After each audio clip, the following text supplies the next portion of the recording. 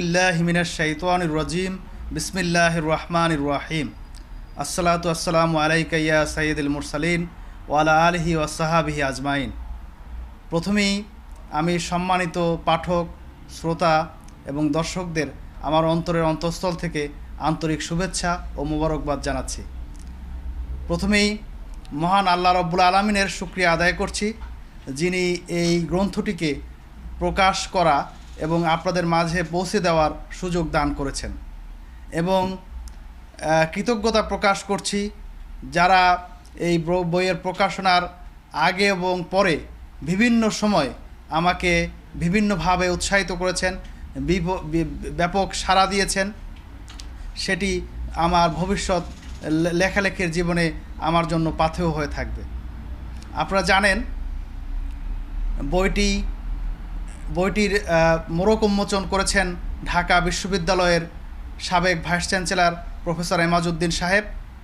জাতীয় প্রেস ক্লাবে এই মোড়ক উন্মোচন অনুষ্ঠানে আরও উপস্থিত ছিলেন সাবেক সফল শিক্ষামন্ত্রী জনাব ডক্টর ওসমান ফারুক সাহেব।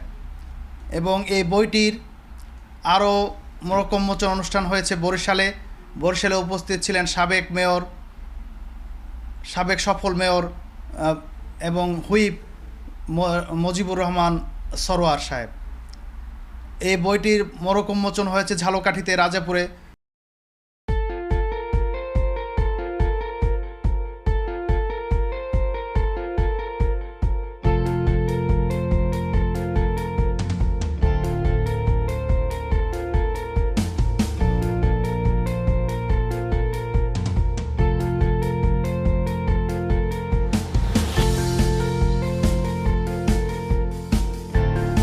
হাউস অব কমন্সে এই বইটির মোড়ক উন্মোচন করেন রসডেল এলাকার সম্মানিত এমপি সাইমন ড্যান্সাক।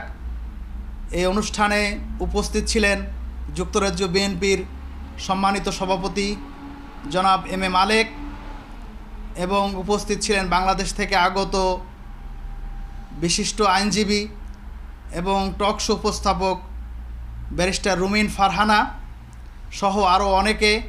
আমার সম্মানিত সহকর্মীবৃন্দ এবং অন্যান্য সবাই এখানে উপস্থিত ছিলেন। আমি আশা করি এই বইটি পাঠকদের মধ্যে ব্যাপক উৎসাহ উদ্দীপনা যোগাবে।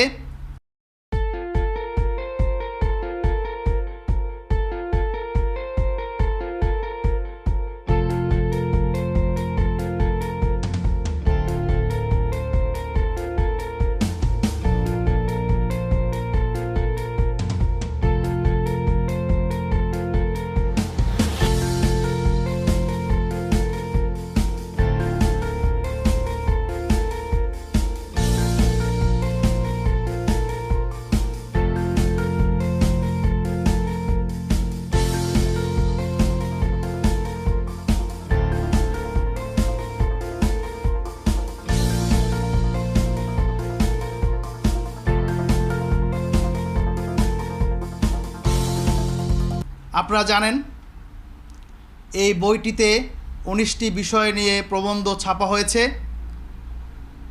প্রবন্ধগুলো হচ্ছে জলবায়ু পরিবর্তনের প্রভাব রোধে বাংলাদেশের ভূমিকা, ইউরোপে অভিবাসী সমস্যা, বিশ্ব সংবাদপত্র স্বাধীনতা দিবস, মহানবী সাল্লাল্লাহু সাল্লামের জন্ম ও ওফাত দিবস, ভারতের প্রধানমন্ত্রী মোদি কি বাংলাদেশের গণতন্ত্র ফিরিয়ে আনতে পারবে, আমার দেশ সম্পাদক মাহমুদুর রহমানের কারাদণ্ড, দেশের আর্থসামাজিক ও রাজনৈতিক ইতিহাসে শেরে বাংলা একে ফজলুল হক এর অবদান অবিস্মরণীয়, বিএনপি ও শহীদ প্রেসিডেন্ট জিয়াউর রহমান, কাজী নজরুল আমাদের জাতীয় চেতনার প্রতিচ্ছবি, স্বাধীনতার স্বপ্নদ্রষ্টা মজলুম জননেতা মাওলানা আব্দুল হামিদ খান ভাসানী, রমজানে আত্মগঠনের পরিকল্পনা, 23শে জুন পলাশী দিবস, মিনা ট্র্যাজেডি, প্রশ্নবিদ্ধ হজ ব্যবস্থাপনা, ব্রিটিশ বিরোধী স্বাধীনতা সংগ্রামের সিংহপুরুষ তিতুমির, রোজাদারের গুণাবলী এবং শহীদ প্রেসিডেন্ট জিয়াউর রহমানের কর্মজীবন।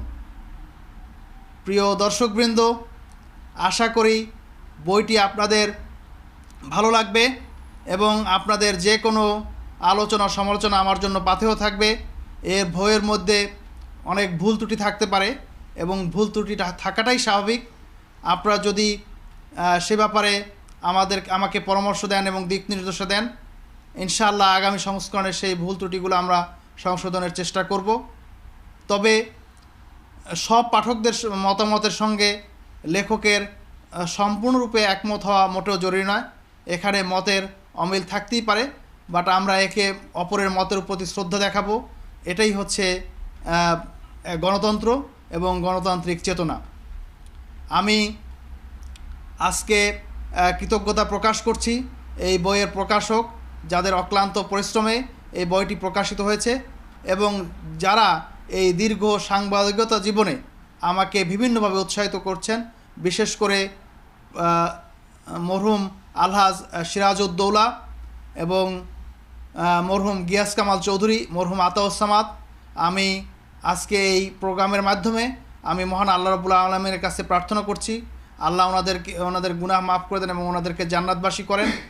এবং যারা জেলে রয়েছেন, আমার প্রিয় সহকর্মী শফিক রেহমান এবং আমাদের সম্পাদক শ্রদ্ধেয় মাহমুদুর রহমান এবং সদ্য কারামুক্ত শওকত মাহমুদ সাহেব, এদের সবার প্রতি আমার আন্তরিক শ্রদ্ধা এবং কৃতজ্ঞতা জানাচ্ছি।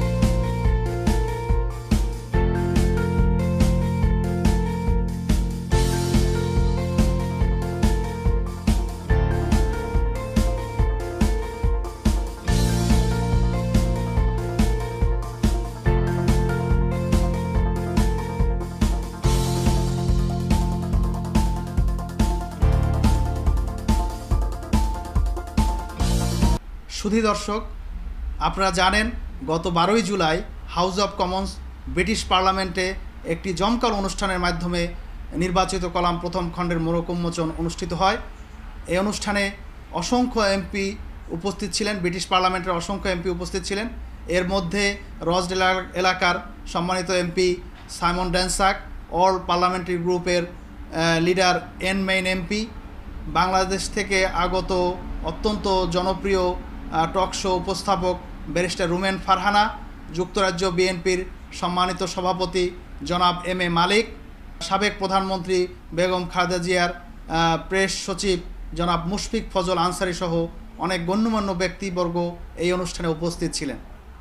প্রিয় দর্শকবৃন্দ, আজকে এই অনুষ্ঠানের মাধ্যমে আমি আপনাদের সকলের দোয়া কামনা করছি যাতে আমার এই লেখালেখি অব্যাহত থাকে এবং আমি দেশ ও জাতি গঠনে একটি কার্যকরী ভূমিকা রাখতে পারি।